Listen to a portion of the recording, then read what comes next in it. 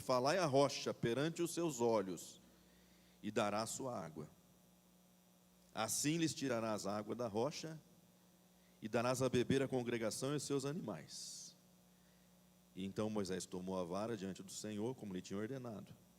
E Moisés e Arão reuniram a congregação diante da rocha, e Moisés disse-lhes: ouvi agora, rebeldes, porventura tiraremos água desta rocha para vós? E então Moisés levantou a sua mão, e feriu a rocha 2 vezes com a sua vara, e saiu muita água, e bebeu a congregação e os seus animais. E o Senhor disse a Moisés e a Arão: porquanto não crestes em mim, para me santificardes diante dos filhos de Israel, por isso, não introduzireis esta congregação na terra que lhes tenho dado. Até aí. Dia 23 de junho eu tive uma experiência interessante. 2, na verdade. Eu fui convidado para pregar no aniversário de 35 anos da Igreja do Nazareno, aqui de Londrina, do nosso querido pastor Eloy Moutinho, mas que agora está sob a direção do pastor Juan Carlos Cadário, que é um estrangeiro. Uma igreja, eu diria assim, tradicional, um louvor contemporâneo, mas também, mais ou menos como nós fizemos hoje, puxamos um pouquinho lá do baú, cantamos algo novo. Um período de oração relativamente longo. Eu confesso que eu achei um período de oração longo. O pastor ficou uns 10 minutos orando, né, Zuleika? Mais ou menos, né? Uns 10 minutos orando. E eu sei que a esposa dele está enferma, e ele está num momento muito sensível, então talvez isso tenha motivado. Mas a gente vê que era uma oração do coração mesmo assim, né? Sincera. Preguei, você sabe que eu não sou um pregador, né, muito pentecostal. Eu não sou nada pentecostal, né, na pregação. Só na experiência, na pregação não. Tá? E culto agradável. Colocaram lá um coral, cantaram 2 hinos clássicos. Muito agradável. À noite, por um compromisso de família, um convite familiar, eu fui a uma outra igreja. No mesmo dia. Uma igreja mais contemporânea, mais descolada. E eu confesso que a minha experiência foi muito diferente daquela na igreja do Nazareno. Não vou falar o nome da igreja, obviamente, porque vou tecer críticas e não quero que o nome da igreja apareça, né? Mas nós chegamos lá, nos colocaram já na primeira fila, porque souberam que eu era do conselho de pastores, então quiseram nos dar um lugar de honra, bem na frente da caixa de som, irmãos. Eu disse: irmão, eu posso sentar aqui? Não, o senhor tem que sentar aqui, porque lá vai sentar a pastora, não sei quem. Só tem aqui, só aqui. Não, tá bom. E a gente já pede a misericórdia de Deus, né? E aí nós entramos num louvor, com todos os instrumentos no volume 10, com todas as vozes no volume 10, por 30 minutos, e eu ali recebendo aquele impacto, né, do som. Minha esposa já tendo um surto. O irmão vai fazer a oferta, ele fica uns 10 minutos fazendo a oferta, apelando para todo tipo de argumento baixo que você pudesse imaginar. Você sabe quanto custa o aluguel desse lugar aqui, meu irmão? Você sabe o que é pagar uma conta de água, de luz aqui? Me dando dura. E eu já começo a me revoltar dentro de mim. Mas tem que ficar. Acabou? Estão me cortando já. Eu falei que iam me odiar. Espera acabar, irmão, depois você decide se está bom, se está ruim. A pastora sobe para pregar, ela diz assim: eu vou ser breve. Ela prega 55 minutos. Num estilo que eu confesso, eu não tinha conhecido ainda, irmãos. Eu não tinha.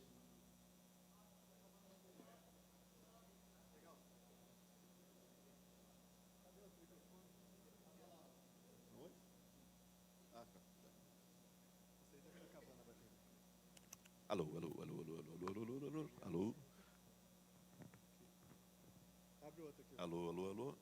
Alô. Voltamos. para variar, ela fez aquele movimento que a gente conhece bem. Ela pegou um texto da cura do paralítico, junto ao poço. Ela entrou no texto, saiu do texto, nunca mais voltou no texto. E ela entrou em 55 minutos de uma pregação motivacional, também no 10, gritada, com uma variação que me chamou a atenção. Quase tudo que ela dizia 3 vezes seguidas. Então Jesus disse ao paralítico: levanta e anda.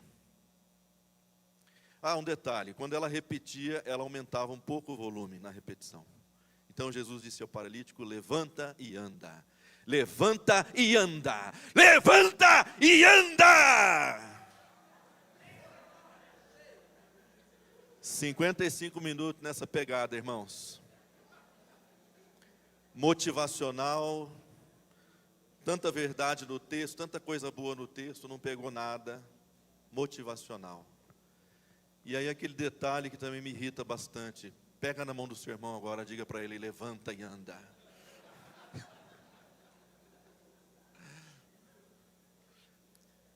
Irmãos, eu confesso, irmãos, eu posso ser muito carnal, eu acho que eu sou. Em 33 anos de conversão, eu nunca pedi um livramento de um culto, irmãos.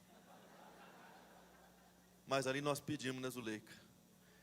Eu baixava a cabeça assim, irmãos, e dizia: Senhor, se existe arrebatamento, me tira daqui agora, me faz aparecer na sala da minha casa, assim, no sofá da minha casa. Eu abri o olho, eu estava lá ainda. Disse: Senhor, se o Senhor faz milagre, me livra desse culto. A gente fica até culpado, né, de fazer uma oração assim. Mas, irmãos, era fora da casinha. Fora da casinha. Deixa eu dizer uma coisa para você. Eu fui para casa pensando: é uma cultura de igreja diferente da minha, do que eu estou acostumado. Muito diferente daquela que eu tinha ido no domingo de manhã. E depois comecei a refletir melhor. Eu disse: não é cultura. Não é cultura. É método. É uma diferença muito grande. Cultura é um negócio que você está mergulhado 24 horas por dia. É o jeito que você fala, é o que você come, é como você se veste, são os seus símbolos, são os seus costumes. Cultura é um negócio que você não sai dela, ela está dentro de você, você está dentro dela. Alguém aqui está com uma cuia de chimarrão? Sei que sempre tem uns gaúchos com uma cuia aqui. Tem alguém hoje? Já está na mala, né? Mas eu estava observando a Joana, por exemplo, né? Carregando lá uma cuia de chimarrão. Isso é cultura. Ela toma chimarrão em casa, ela leva o chimarrão para a igreja, ela leva o chimarrão para o trabalho, para a escola. Isso é cultura. Método é diferente. Método se refere a um conjunto de procedimento, de técnica, que você usa para alcançar um objetivo específico. É diferente de cultura. E para você saber se uma coisa é cultura ou é método, basta você observar o cotidiano das pessoas. Então vamos voltar lá na pregadora. Se aquilo que aconteceu ali fosse cultura, aconteceria na vida cotidiana dela. Imagina eu chegando na casa dela como convidado, e ela dizendo: bom dia, pastor, seja bem-vindo. Bom dia, pastor, seja bem-vindo. Bom dia, pastor, seja bem-vindo. Acontece? Pastor, toma um cafezinho. Pastor, toma um cafezinho. Pastor, toma um cafezinho. Acontece? Não. Porque não é cultura. É método. É estratégia. E essa experiência me fez pensar então no nosso como.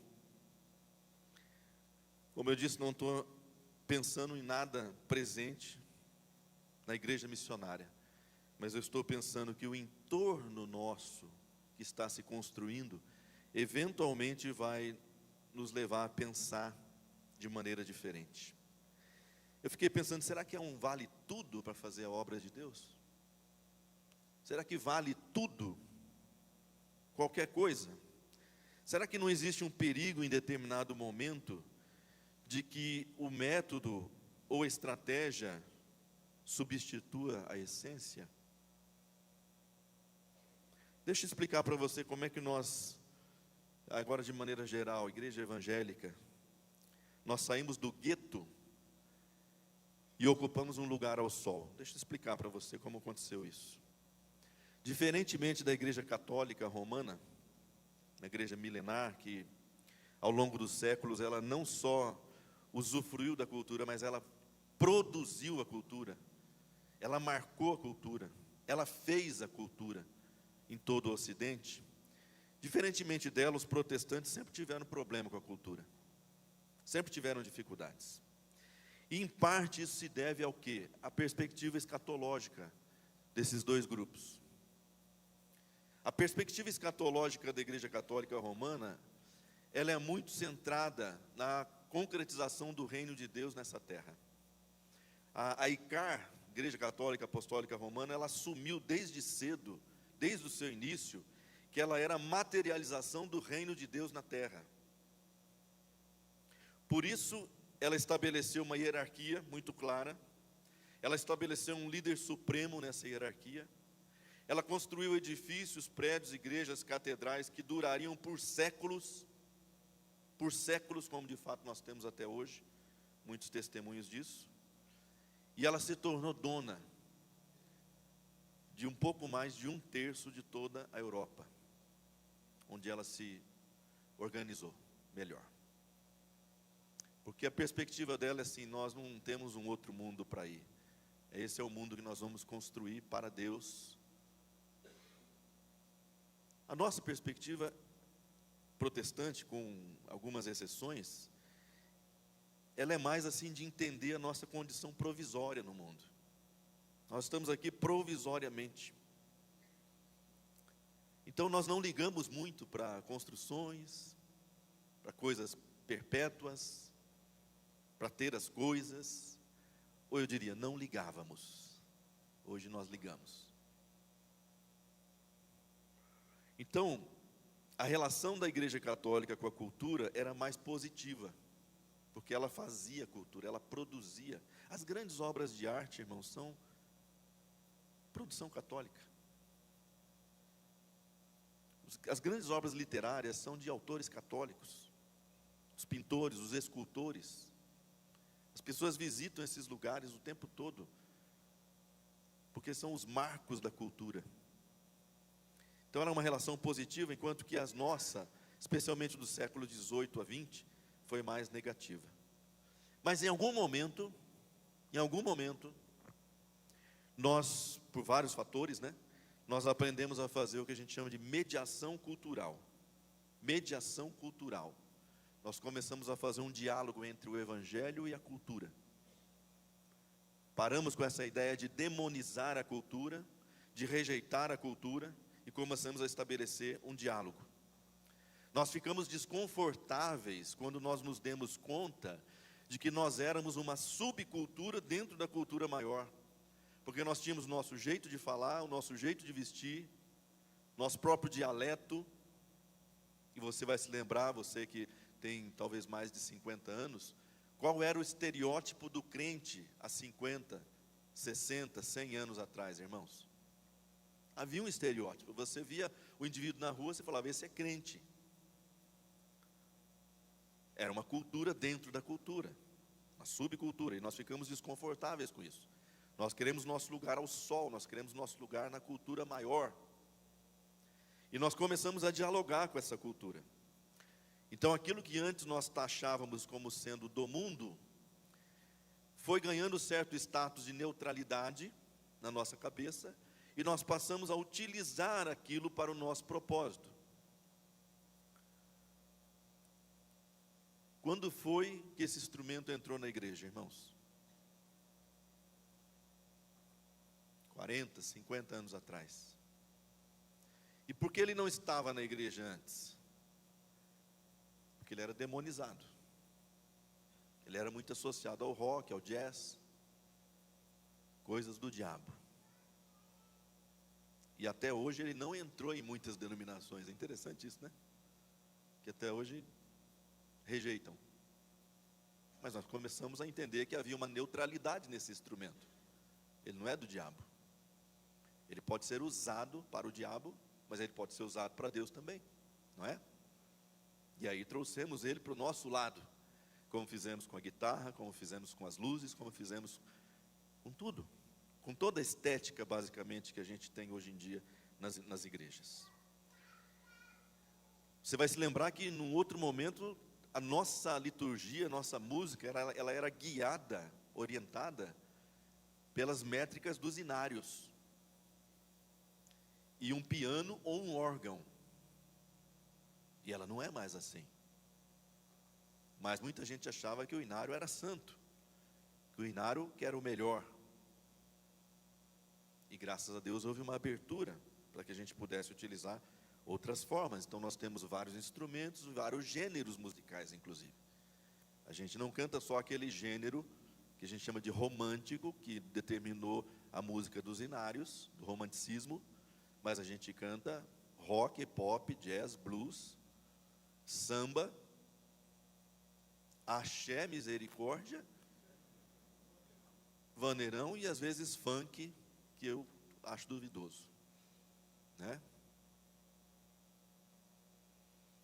Se nós hoje pintamos a nossa parede de preto, foi porque nós fizemos um diálogo com a cultura e nós entendemos que havia algum sentido nisso. Às vezes a pessoa faz, mas ela nem sabe qual é o objetivo. Vamos fazer porque todo mundo está fazendo, né? Aí chega o jovem lá e fala, pastor, tem que pintar porque todo mundo está pintando. Aí o pastor pinta. Mas não se pergunta, por que eu estou fazendo? Você precisa entender também qual é o sentido disso aqui. E para você entender o sentido disso aqui, você vai ter que voltar às antigas catedrais góticas para entender qual era o sentido que eles imprimiram naquelas construções, naquela estética. É o mesmo sentido. É de gerar introspecção. Nós aprendemos a utilizar o poder das ciências sociais, poder de análise das ciências sociais. E as ciências sociais, elas são ferramentas poderosíssimas. Poderosíssimas. Estava conversando com o Jeffrey e a Laura no sábado, e ela estava falando, ela que trabalha na área de educação, do grande abismo, né, Jeffrey? Acho que era isso, né? O grande abismo. E ela explicou, o grande abismo nada mais é do que uma lacuna que se formou na educação norte-americana, especialmente, nas universidades, prevista para os anos de 24, 25, 26, onde o número de estudantes cai drasticamente. E se cai drasticamente, cai os recursos das universidades. E ela até falou em universidades fechando as portas. Mas o curioso de tudo isso é o seguinte, é que os caras viram isso com uma antecedência de 18 anos. Quando? 2008, quando teve a depressão econômica. Aquela crise econômica dos bancos, que você vai lembrar. Eles começaram a observar que os casais tinham menos filhos, porque filho dá despesa, né? Começaram a observar uma queda na taxa de natalidade, por conta da depressão econômica. E alguém tem a capacidade de análise das ciências sociais, olhou 18 anos, 17, 18 anos para frente e disse, isso vai refletir lá na universidade. E as universidades devem se preparar para o grande abismo. E aquelas que se prepararam, buscando fundos, trabalhando outras fontes de arrecadação, elas estão sobrevivendo, inclusive crescendo. Mas aquelas que ignoraram a análise feita lá atrás, podem fechar suas portas. A ciência social é uma ferramenta poderosíssima. Ela nos ajuda a entender a sociedade, o ser humano, os movimentos das massas. Nós aprendemos a fazer isso. Ou pelo menos estamos aprendendo. Então, irmãos, saber fazer mediação cultural nos levou a desenvolver métodos e estratégias. E nos tirou daquele gueto e nos colocou sob o sol da cultura maior. E deixa eu dizer uma coisa para você, que já está ficando com raiva de mim. Não há nada errado nisso. Não há nada de errado nisso. Nós evoluímos. Nós não podemos ignorar que nós evoluímos. Assim como Deus deu a Moisés aquela ferramenta, aquela vara, era uma ferramenta. Eles vão dizer, o Senhor não falou contigo. Ele diz que você tem na tua mão a vara. Essa vara vai ser o sinal. Essa vara vai ser a forma de você convencê-los de que eu falei com você. Assim como Deus deu a Moisés, Ele nos tem dado também ferramentas, métodos e estratégias. Agora, olha que curioso, eu disse para você, preste atenção nessa palavra. Moisés fugia dela. Quando ela se transformou em serpente, Moisés fugia dela. No início, nós tivemos muito medo das estratégias. No início, nós tivemos muito medo dos métodos. Muito reticentes. Onde será que isso vai dar? Onde isso vai nos levar? Será que nós não estamos nos abrindo muito? Será que o mundo não está invadindo a igreja? Todas aquelas perguntas. Sim, tivemos medo. E muitos grupos ainda têm medo. Por isso estão completamente fechados para as estratégias, para os métodos, para as ferramentas. O pastor Gessé me contou certa vez, vocês já ouviram esse nome aqui nessa SAT 2 ou 3 vezes, né? Ele me contou certa vez que nos anos 60, no final dos anos 60, ele criou uma estratégia para alcançar as pessoas de rua, os boêmios, as prostitutas, as pessoas da noite. E ele então conseguiu um lugar aqui no centro da cidade, mais ou menos a umas 7 quadras daqui nessa direção exata.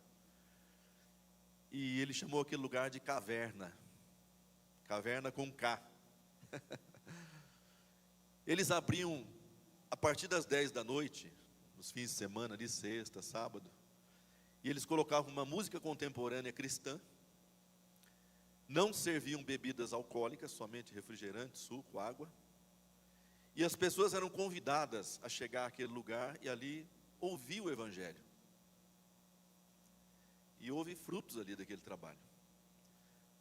Irmãos, anos 60, uma estratégia imitando uma boate, vamos dizer assim. O pastor Gessé disse que, na época, muitos dos pastores da cidade se referiam àquele lugar como caverna do diabo. Caverna do diabo. Estes fugiam da estratégia. Estes fugiam da vara transformada em estratégia.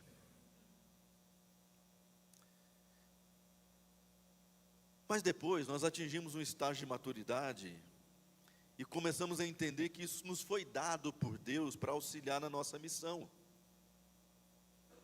Como Moisés, nós começamos a utilizar as estratégias com ousadia, com autoridade, com eficácia, com maestria.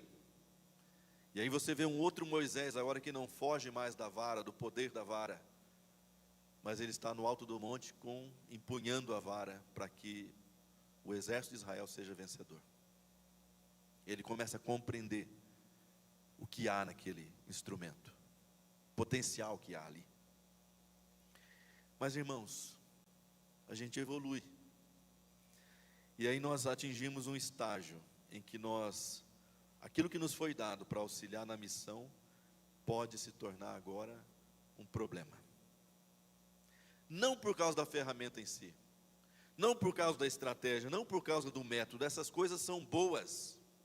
Foi Deus quem colocou aquilo na mão de Moisés. Não por causa disso. É por causa das coisas que aquelas coisas ofuscam. É por causa daquilo que aquelas coisas ofuscam.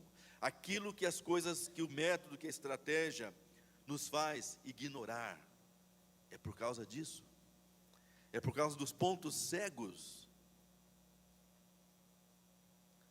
É por conta daquilo que nós perdemos quando nós não entendemos o lugar do método, o lugar da estratégia. Então, compreender a cultura é fundamental. Traduzir a cultura em termos de que o Evangelho faça sentido é fundamental. Mas, meus irmãos, guarde essa frase no teu coração. O Evangelho não é hóspede da cultura, ele é juiz da cultura. Ele não é hóspede da cultura, ele é juiz da cultura.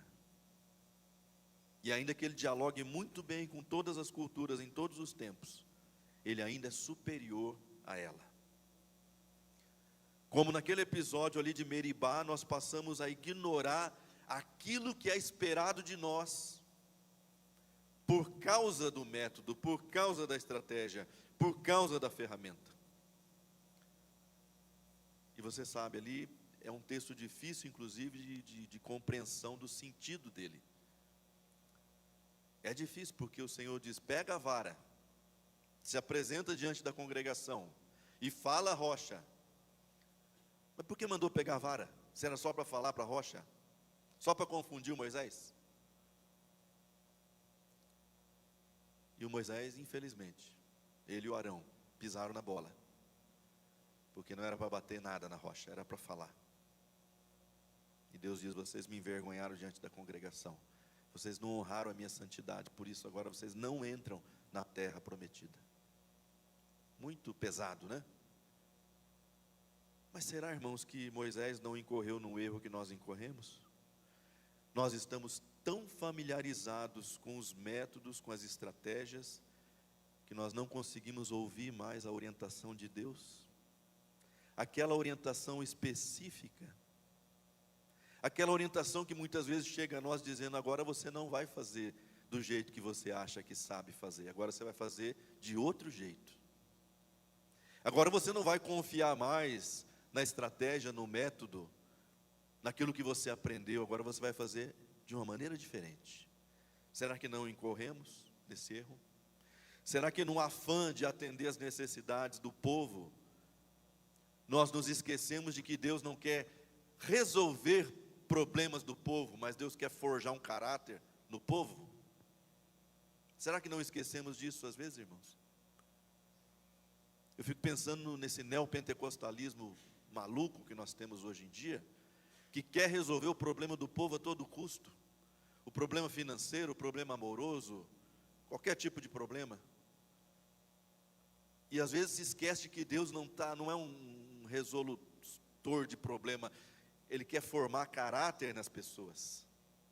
E para formar caráter, muitas vezes o problema, ele é necessário, ele não pode ser evitado.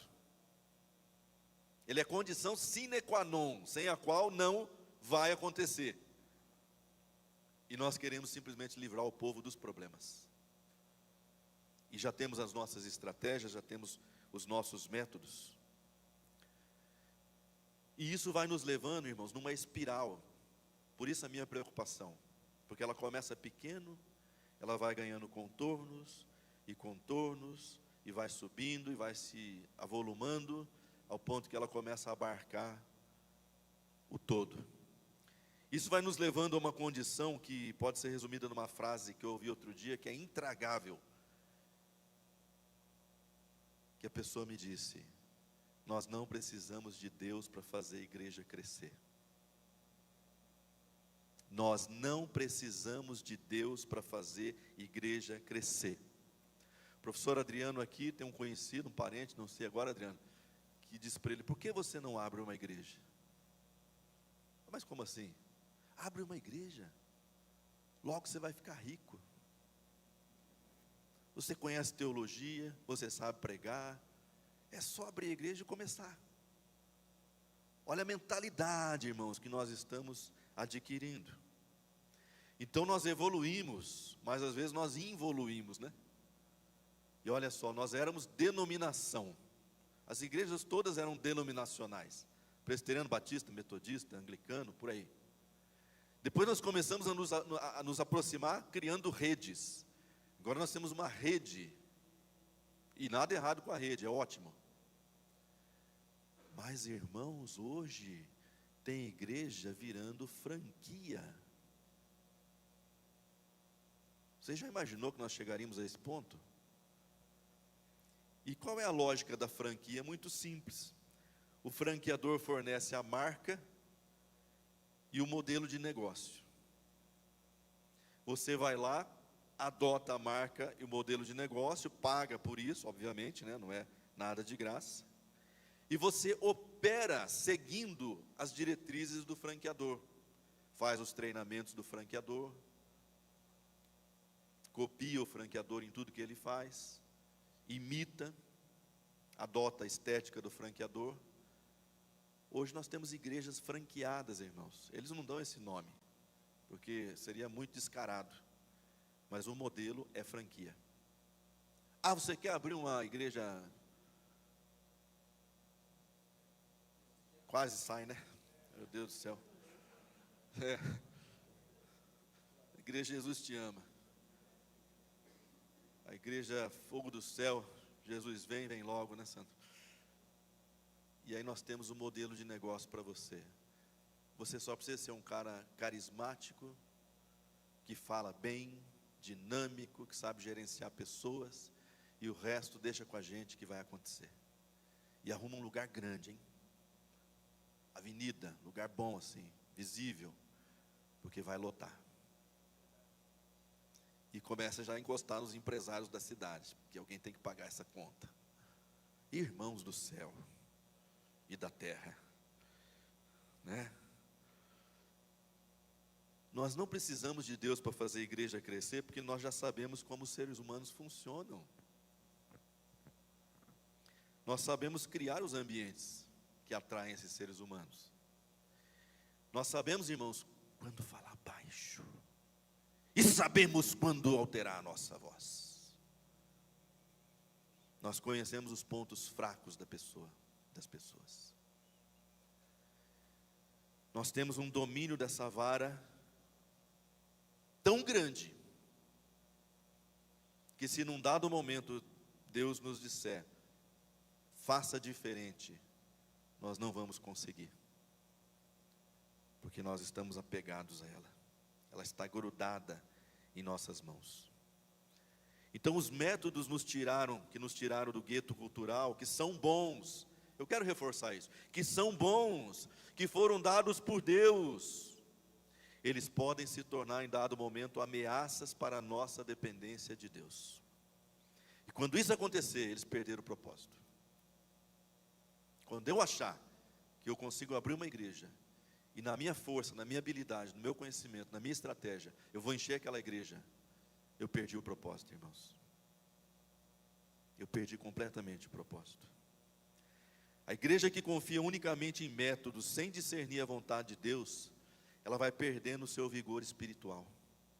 Ela vai perdendo, não tem jeito.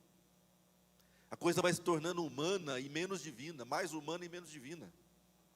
E deixa eu dizer uma coisa para você sobre igrejas que perdem o vigor espiritual. Essas igrejas se tornarão refém de gente perversa. Igrejas que perdem o vigor espiritual se tornarão reféns de gente perversa. Jesus tem um texto muito interessante, Mateus 24, 28, ele diz assim, pois ali onde houver um cadáver, ali se ajuntarão os abutres. Ele está falando isso no contexto de falsos mestres, falsos cristos e falsos milagres. Onde houver um cadáver, ali se ajuntarão os abutres. E às vezes eu fico me perguntando se essas igrejas, denominações, que foram sequestradas pela política partidária, já não são cadáveres que estão atraindo abutres. Igrejas sequestradas pela política partidária.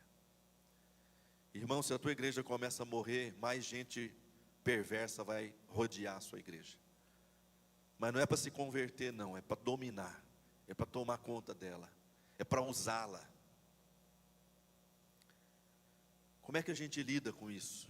Diante de um quadro que talvez nos sinaliza um perigo mais adiante, ainda que a gente já esteja vendo isso acontecer. Vou te dar só 2 dicas. Primeira delas, separe o joio do trigo.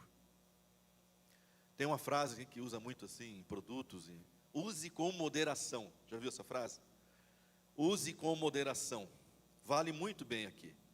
Só que é preciso ir além, não é preciso só usar com moderação, é preciso saber filtrar a lógica do mundo da lógica das estratégias, dos métodos e das ferramentas.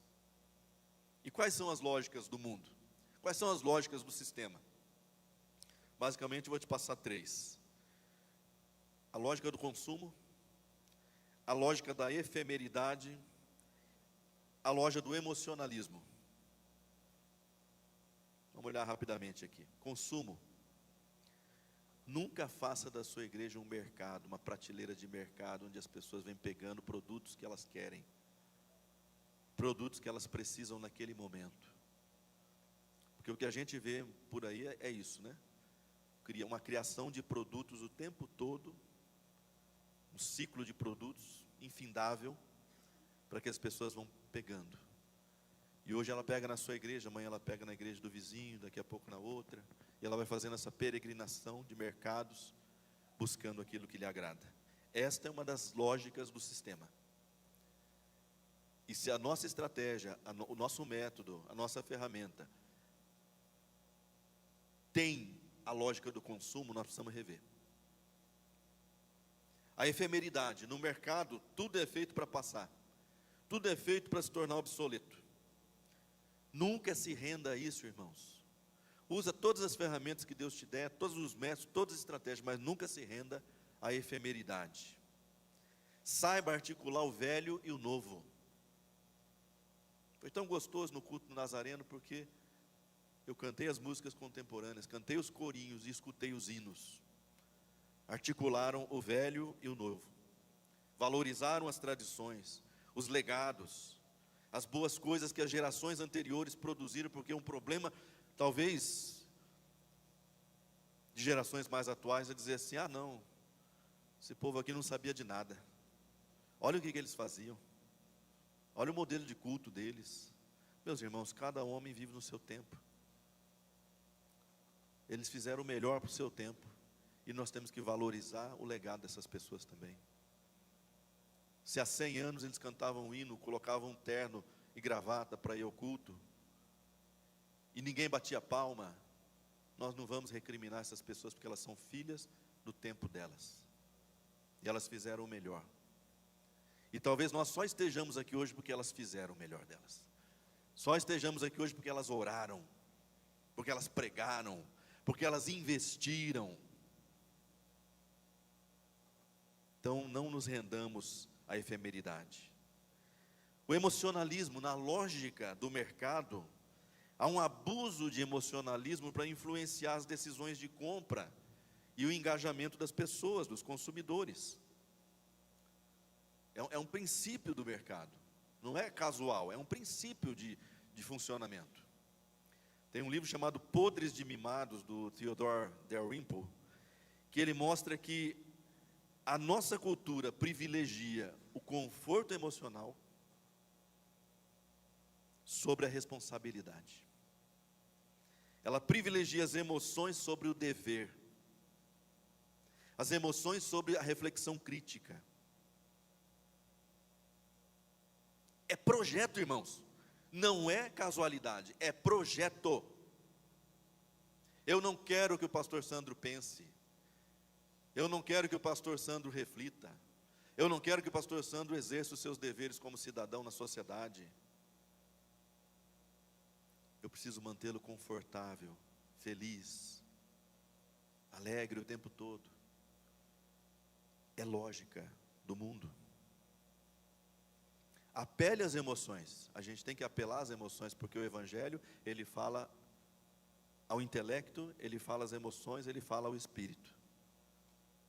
Mas não se renda ao emocionalismo.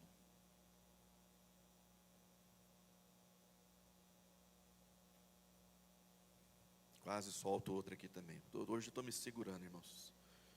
Estou precisando de domínio próprio.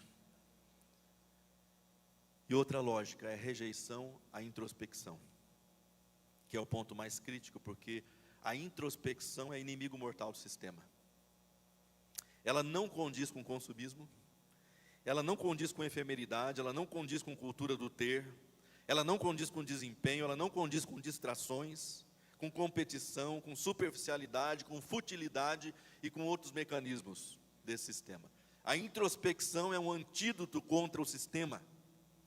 E por isso ela é combatida, ela é odiada pelo sistema, porque ela torna os indivíduos imunes aos seus mecanismos de controle.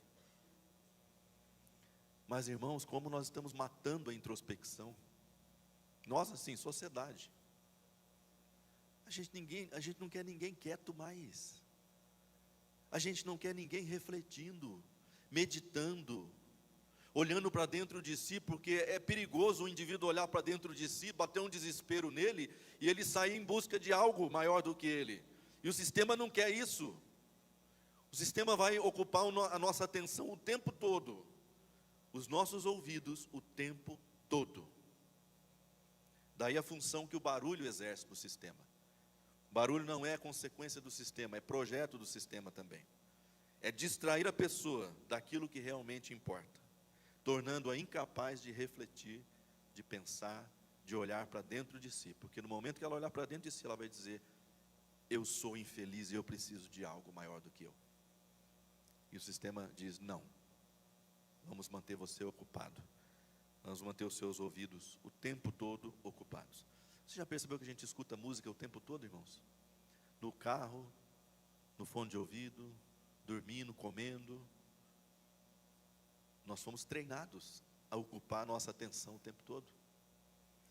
Você já percebeu como o barulho é utilizado em todos os lugares para ofuscar a nossa capacidade de escolha, de reflexão? Estava numa loja outro dia, uma loja de departamento dessas que vende roupa. Irmãos, eu estava irritado. Estava acompanhando minha esposa, né? Você sabe que marido acompanhando a esposa em loja é tarefa árdua, né? Tarefa árdua. Eles não botam um sofazinho para a gente sentar, não é? Você tem que ir lá naquele lugar onde o pessoal experimenta sapato e ficar sentado lá naqueles banquinhos, até que chega alguém que quer experimentar o sapato. Aí você tem que levantar. Não tem um cafezinho, Paulo. Não tem um jornal para você ler. A gente fica lá igual mosca tonta, assim, no meio das araras. Mas eu estava irritado, porque tinha uma música pop alta no sistema de som da loja. Eu disse: meu Deus, que coisa chata, que coisa desagradável. Será que o pessoal não percebe que irrita os clientes? Será que eles não percebem que isso aí espanta o cliente? Depois eu comecei a pensar melhor. Eles percebem. É projeto. Aquela música está ali o tempo todo para que você não reflita, simplesmente compre e vá embora. Você chega diante daquela blusa e fala: R$700. Ah, tá bom. Eu que tenho ouvido seletivo, irmãos, eu falo assim: não me pega de jeito nenhum. Eu nunca compro, a primeira vez que eu entro numa loja, né? O vendedor fica de cara, porque quer vender, mas não, eu vou para casa pensar, e se eu decidir que eu vou comprar, eu volto. Eu quase nunca volto, né, Zuleika?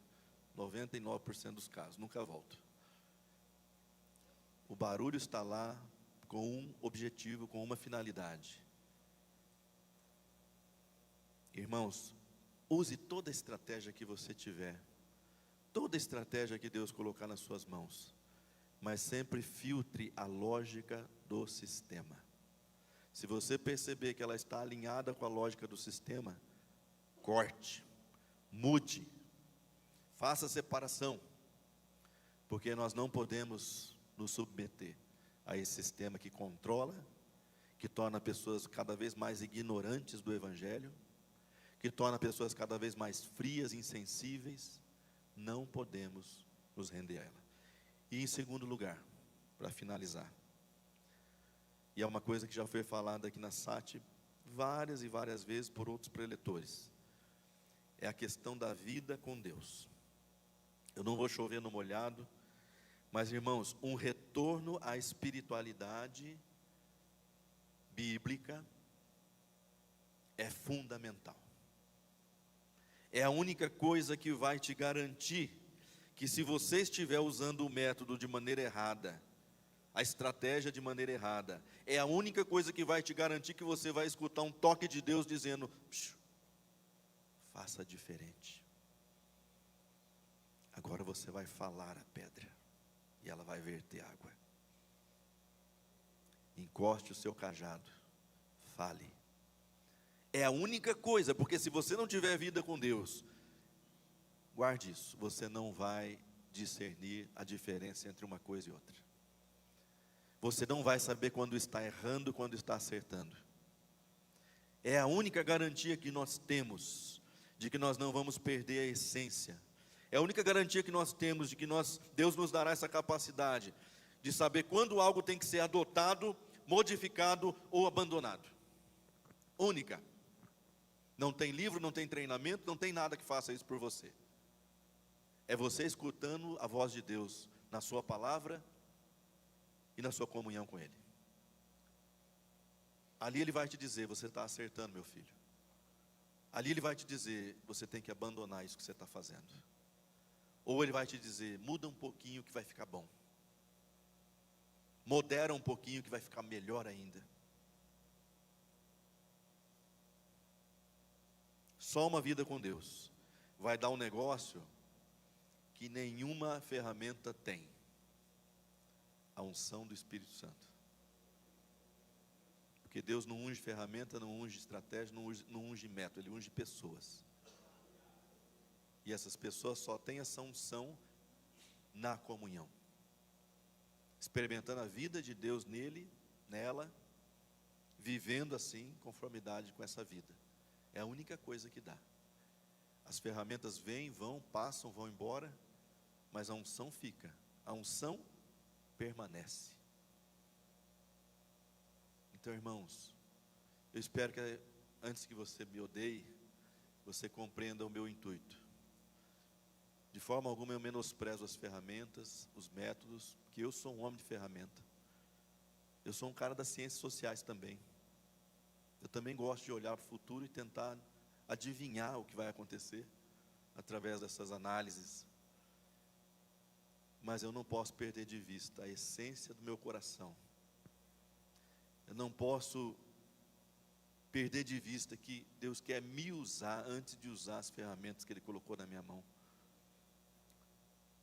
Vocês compreendem essa diferença? Né? Não é assim, ou, não é 8 ou 80, não. É o caminho do meio. É o caminho do meio. Eu olho para a vida de John Wesley. John Wesley é um homem extremamente consagrado a Deus. A gente nem precisa falar sobre isso, porque a vida dele é conhecida. Homem de unção, homem de espírito, mas homem de estratégias, homem de métodos, homem de ferramentas, mas sempre submissas à vida espiritual, sempre submissas à direção divina. É maravilhoso isso, irmãos, maravilhoso. O que ele fez na Inglaterra do tempo dele, o que ele fez para as gerações futuras, uma coisa assim fantástica.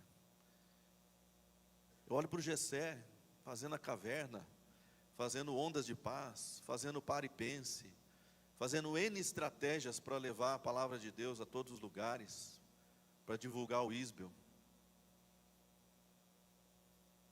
Mas eu vou me lembrar do Jessé de oração, de caráter, de seriedade. Nunca para mim ele vai ser um homem de estratégias. Ele será sempre um homem de Deus.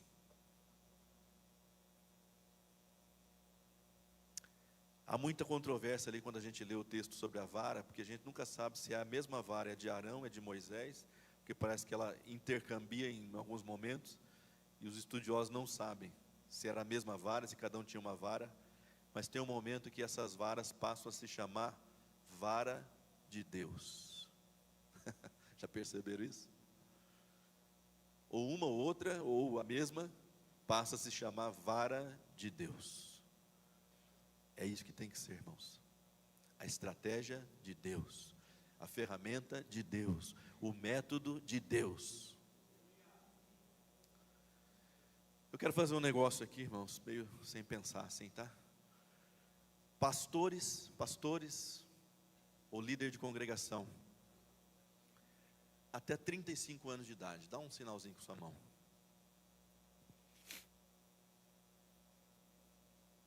Só isso?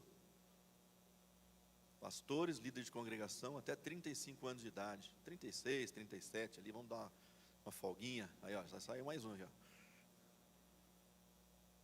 Vocês têm a capacidade de ler a cultura e de descobrir métodos, estratégias, ferramentas que são relevantes para a cultura. Vocês têm. Mas eu quero que vocês olhem para um outro grupo agora. Eu quero os pastores e líderes de congregação acima de 60 anos de idade.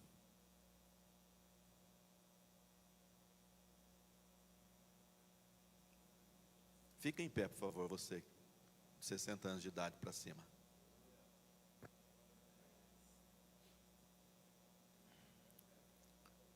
Irmãos, talvez vocês não tenham a habilidade tão grande, tão desenvolvida de ler a cultura, como aquele grupo anterior teve, ou tem. Mas, irmãos, vocês são os baluartes dessa denominação. Você da geração mais nova, olha para esses homens aqui, essas mulheres. Às vezes a gente fala assim, eles não sabem nada. Eu não olho por esse ângulo, eu olho assim, eles gastaram já muito tempo das suas vidas na obra do Senhor. Eles têm mais hora de oração que o urubu de voo. Quando às vezes as gerações novas nem oram direito mais. Só contemplam, só na contemplação, pastor. Eu acho que a gente tem que fazer uma aproximação dessas duas gerações para que um aprenda com o outro, né?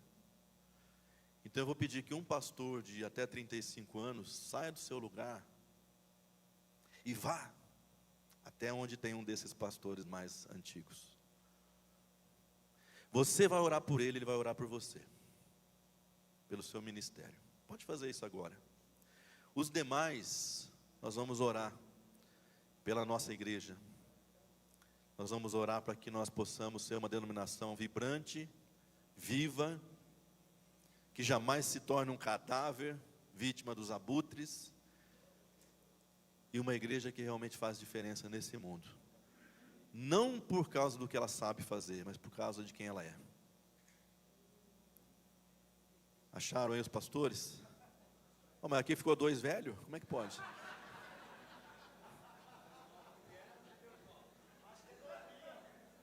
Faltou jovem? Ah lá, o Paulo vai salvar você.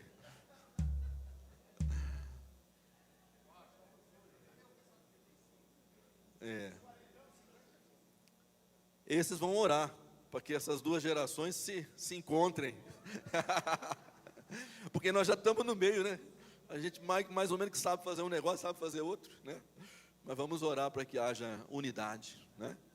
Vamos todos ficar em pé agora, ter um momento de oração, um clamor de oração a Deus, pela unidade do corpo de Cristo, pela sabedoria do Senhor, pela unção do Espírito Santo dele sobre nossas vidas.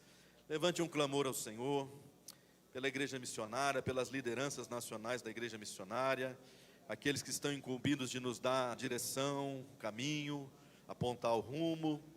Ore ao Senhor, Pai, nós colocamos diante do Senhor a nossa vida, Deus, a vida da igreja missionária, a vida desta pequena comunidade no mundo, Senhor, mas uma comunidade que faz diferença, uma comunidade, Senhor, que pode ser utilizada, usada pelo Senhor em todos os contextos, para abençoar vidas, para alcançar corações, Senhor. Ó Pai, dá-nos da Tua unção, nós precisamos da Tua unção, Senhor, a unção que permanece, Senhor, na nossa vida, a unção, Senhor, que transforma, a unção, Senhor, que opera milagres, a unção, Senhor, que quebranta corações, que convence, ó Deus, em nome de Jesus, nós clamamos, ó Pai, um derramamento do Teu Espírito Santo sobre nós. Venha, Senhor, venha sobre nós, venha sobre a Tua igreja, ó Deus, enche-nos, dá-nos da plenitude do Espírito Santo de Deus, dá-nos da plenitude, Senhor, da Tua vida, Senhor, nós queremos a Tua vida em nós, nós queremos viver a Tua vida, não mais nós que vivemos, mas o Senhor que vive em nós. Por isso te pedimos, batiza, Senhor, com Teu Espírito, renova com Teu Espírito, Senhor, derrama do Teu Espírito, manifesta os dons do Teu Espírito, Senhor. Os dons são as ferramentas que o Senhor tem para nós, são os instrumentos que o Senhor nos deu, Senhor, para ministrar esse mundo. Nós queremos aprender mais, Senhor, nós queremos aprender mais, Senhor, de como lidar com a nossa cultura, como lidar com a nossa sociedade, mas dá-nos a sensibilidade, Senhor, de jamais nos dobrarmos, jamais, Senhor, baixarmos nossa cabeça ao sistema do mundo, Pai, mas que sejamos sal e luz, que sejamos aqueles que fazem diferença, Deus, nós te pedimos. Opera, Senhor, no meio do teu povo, opera a unidade no teu povo, Senhor.